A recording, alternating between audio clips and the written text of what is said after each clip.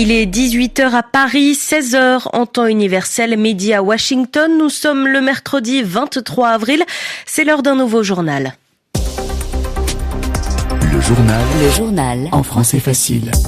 Alban Le Prince. Avec à la une les fidèles qui peuvent depuis ce matin se recueillir près du cercueil du pape au Vatican. Son corps a été transféré à la basilique Saint-Pierre.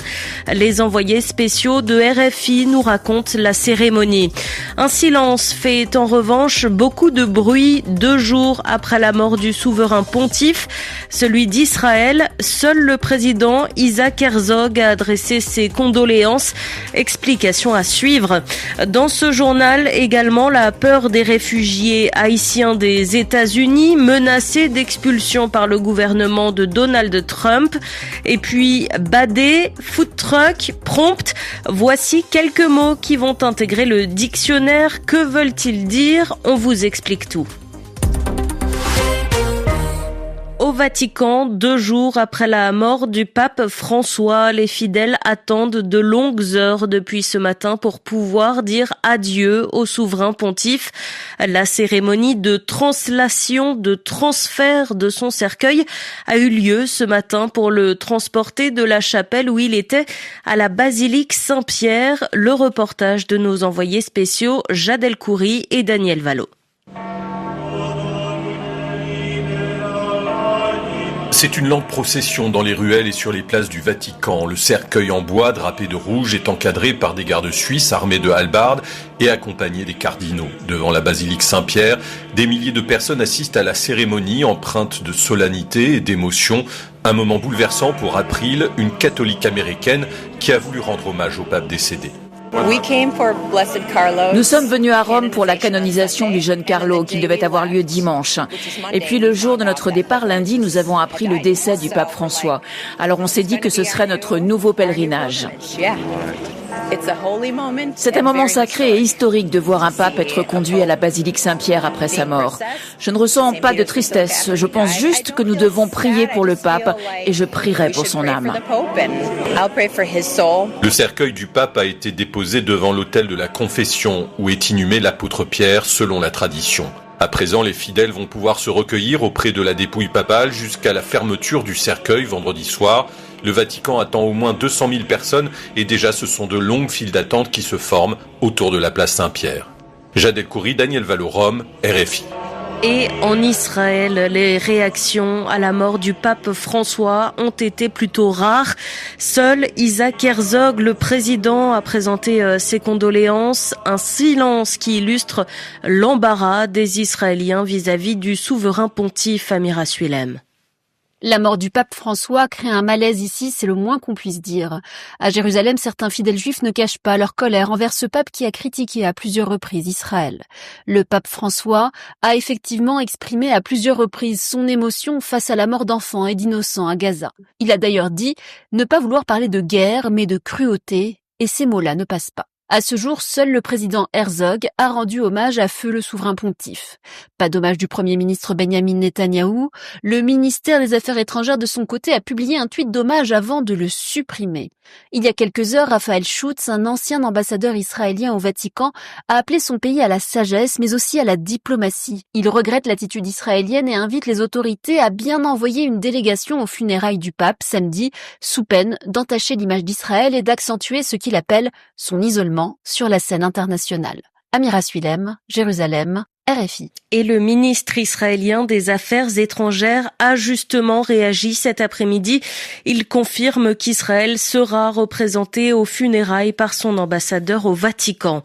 Au Proche-Orient, un appel rare. Mahmoud Abbas, le président de l'autorité palestinienne, appelle le Hamas à abandonner ses responsabilités à Gaza, donner ses armes à l'autorité palestinienne, se transformer en parti politique et libérer les otages israéliens capturés le 7 octobre 2023. Selon lui, cela donne un prétexte à Israël pour frapper le territoire. La branche armée du mouvement palestinien a réagi dans la journée en publiant une nouvelle vidéo d'un otage en vie. La France, le Royaume-Uni et l'Allemagne ont de leur côté appelé Israël à cesser le blocage intolérable de l'aide humanitaire à Gaza. Cela fait bientôt 2 mois que 2 400 000 Palestiniens en sont privés. Les frappes israéliennes ont quant à elles repris le 18 mars. Elles ont encore fait 17 morts ce matin.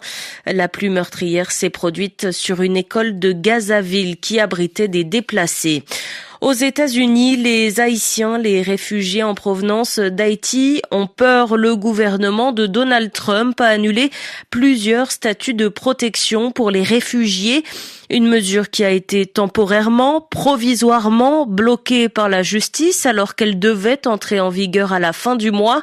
Mais plus de 500 000 Haïtiens actuellement aux États-Unis vivent dans la peur. Dans la ville de Springfield, dans l'État de l'Ohio, ils craignent désormais d'être arrêtés et expulsés, renvoyés chez eux. Le reportage pour RFI d'Edouard Maille. Les clients vont et viennent dans le restaurant haïtien Au Bon Goût. Un des clients qui bénéficie du statut de protection temporaire redoute les arrestations des autorités de l'immigration dite ICE. Même au niveau des travail, on nous a annoncé que les agents ICE vont nous visiter à tout moment. Rose Tamar-Joseph est la cofondatrice et directrice des opérations dans le centre communautaire haïtien. Elle ne comprend pas la décision de révoquer le statut de protection temporaire qui prendra fin en août, même s'il est possible que la justice annule cette mesure. On a des milliers et des milliers d'Haïtiens qui seront ici aux États-Unis sans statut légal. Donc ils ne pourront pas travailler, les enfants ne pourront pas aller à l'école. Aucune arrestation n'a eu lieu à Springfield, mais le pasteur Carl Ruby craint que la ville ne serve de symbole pour les politiques anti-immigration après la déflagration provoquée par Donald Trump. Notre ville a tout simplement explosé. Nous avons eu des groupes de suprémacistes blancs qui sont venus et on a eu environ 30 alertes à la bombe. Le pasteur estime qu'un tiers des Haïtiens ont quitté la ville depuis la campagne présidentielle. Edouard Maille, Springfield dans l'Ohio, RFI. J.D. Vance, le vice-président américain, hausse le ton. Il prévient l'Ukraine et la Russie doivent s'entendre sur un accord et propose des échanges de territoires entre les deux pays. Sinon, les États-Unis se retireront. Et puis, savez-vous ce que veulent dire ces mots? Dramédie, prompte, biopesticides.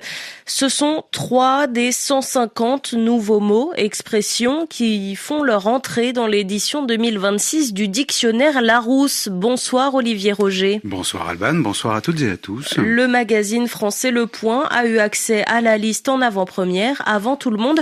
Que faut-il retenir? Eh bien Alban, j'ai envie de vous poser une question. Est-ce que vous pratiquez le glamping? Non. Non, vous ne pratiquez pas. Eh bien, sachez que le glamping, c'est un mot formé entre camping et glamour et qui signifie tout simplement une forme moderne de camping luxueux. Et si jamais vous le pratiquez, vous pourrez peut-être sur votre ordinateur regarder une dramédie. La dramédie, c'est un genre hybride qui mêle le drame et la comédie. Avec ces deux mots, on en forme un nouveau.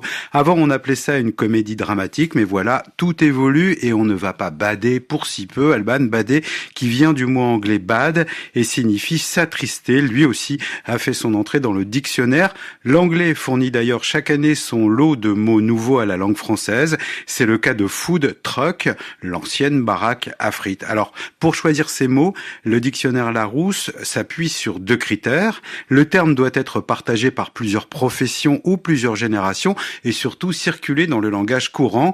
À cet égard, le mot de l'année est indéniablement le fameux prompt.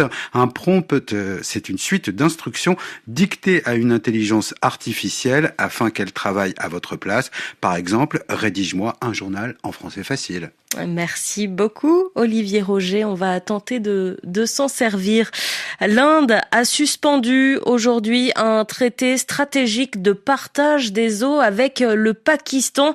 Une réaction du ministère des Affaires étrangères au lendemain de l'attaque la plus meurtrière contre des civils dans la région du Cachemire indien depuis des années. Cette attaque menée par des hommes armés a fait 26 morts selon un dernier bilan. Il est 18h09 à Paris, 16h09 en temps universel. Tout de suite, vous retrouvez Radio Foot International et ce journal sur le site françaisfacile.rfi.fr.